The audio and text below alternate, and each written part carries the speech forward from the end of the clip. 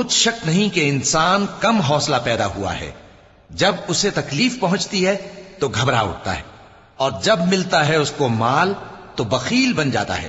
مگر نماز ادا کرنے والے جو نماز کا التزام رکھتے اور ہمیشہ پڑھتے ہیں، اور جن کے مال میں حصہ مقرر ہے، یعنی مانگنے والے کا اور نہ مانگنے والے کا، اور جو روز جزا کو سچ سمجھتے ہیں، اور جو اپنے پروردگار کے عذاب سے خوف رکھتے ہیں، بے شک ان کے پروردگار کا عذاب ہے ہی ایسا کہ اس سے بے خوف نہ ہوا جائے۔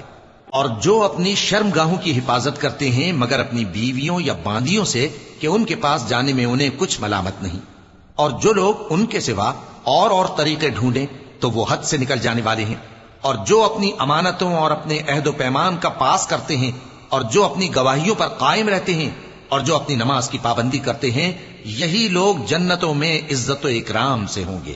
تو اے نبی، ان کافروں کو کیا ہوا ہے کہ تمہاری طرف دوڑے چلے آتے ہیں، دائیں اور بائیں سے گروہ گروہ ہو کر جمع ہوتے جاتے ہیں؟ کیا ان میں سے ہر شخص یہ امید رکھتا ہے کہ نعمت کے باغ میں داخل کیا جائے گا؟ ہرگز نہیں۔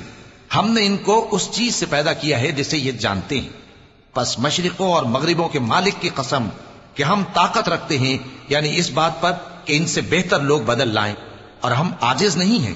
تو اے پیغمبر، ان کو باطل میں پڑے رہنے اور کھیل لینے دو، یہاں تک کہ جس دن کا ان سے وعدہ کیا جاتا ہے وہ ان کے سامنے آ موجود ہو۔